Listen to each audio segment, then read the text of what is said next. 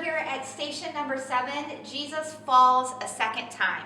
So we have Jesus with his cross on the ground and a Roman soldier looking quite angry. I'm sure that they just wanted Jesus to get this cross to where he needed to go, and this stopping and this falling was an annoyance on their timeline.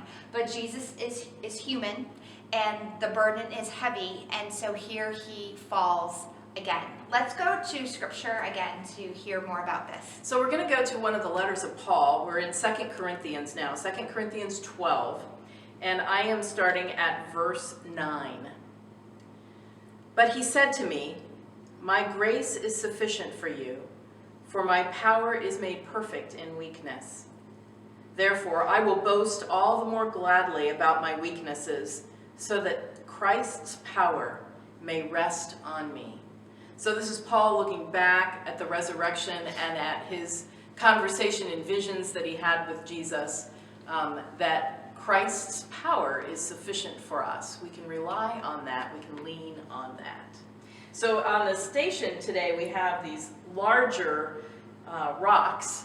As we go through the stations, they keep getting bigger and bigger. Not necessarily were they actually bigger, but they feel bigger, right? When you've fallen for a second time, you may have actually physically done that before, had several falls, and it just seems insurmountable that you've fallen again, and now you have to figure out how to get up. And then we also have gauze on the station just to remind us that, as Rebecca mentioned way in the early stages of this walk, Jesus is pretty beat up. He's been wounded by the soldiers. He's been sweating and walking a long journey carrying this cross. And so he's pretty beat up. Nobody actually would have tended to his wounds and wrapped him up. Veronica helped him a bit, and other people are probably being empathetic with him, but they haven't actually treated his wounds. And so this just represents how difficult he would have felt at this point, and how heavy and hurt and in anguish. Anguish is probably the best word for all of that. This is a really good reminder for me, because I think a lot of times people think, oh, I believe in Jesus, I'm a follower of God, therefore all of a sudden my life is going to get better and everything is going to work out. And it doesn't. And nowhere in the Bible does it say when you become a believer of Christ that all of a sudden everything magically in your life that was challenging disappears and everything's butterflies and rainbows. That's not what happened. In fact, sometimes I think it's the opposite. I think when we choose a life of being a disciple of Jesus, our life becomes a little bit even more challenging. And so the fact that Jesus is on this walk and he falls once, and then he falls twice. It's a remembrance to us to say, just because that you are a believer, it doesn't mean that you're going to have an easy walk, that you're going to fall more than once, and that you're going to have to get back up, and you're going to have to keep going down that journey, because this is not Jesus's end game. Jesus knows he has to make it to that far distance, and so he knows he's going to have to get back up. He's going to have to find the strength and to carry on and to continue. So if Jesus falls more than once, what does that mean for us? It means we are also in our own walks going to fall more than once. But we have Jesus, and we have friends and family to help us get back up and to help us keep going down that path that God has created for us. I think another interesting thing about this is that when Jesus falls, he does get back up. We know that because we're not done with this journey yet. But the second thing is this saying that I personally resonate with, and that is that it's not what happens to you, but how you respond to it that's important.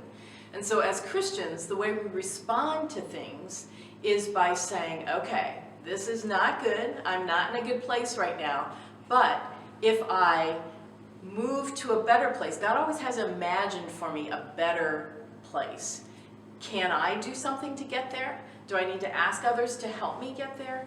Do I need to pray and be in the Word so that I can be lifted up by the things that I learn? Not that those things fix it all, like Rebecca said, but they do help me get through it. They help my response be a more hopeful and forward-looking response, so that I don't stay fallen, but I give myself the opportunity to get up. The other thing I want to point out as we're here at Station 7 is there's a lot of symbolism that we're not even able to tell you about in these short little vignettes, but this one I want to point to. Jesus in the Stations of the Cross is going to fall 3 times. Again, that's part of the tradition of the church, that there are things that they fill in to help us understand the full story. And the station numbers are important in this case. Jesus falls on station 3, which we've already done. He falls on station 7, and then he falls again on station 9. And those numbers are important. Those are like spiritual numbers. 3 is Trinity. 7 is a perfect number. And 9 also has significance, and I can't recall what that is right now, but those were specifically chosen as the numbers, as the church set up the Stations of the Cross, again, to remember Jesus' journey and to give people a way of journeying to Jerusalem without actually having to walk there during the Crusades, when it would have been a terribly difficult time, terribly dangerous time to travel. And so I'm thankful that these have lasted throughout the years so that we actually get to experience it now in our own setting, in our own generation. But those numbers are also important, and I just think that's an interesting piece of this, that there's symbolism through images, but there's also symbolism through the rest of the stations as well. So what's going to be your response when stuff causes you to fall again? That's on you. How are you going to respond? Hopefully you respond by going to God. Amen.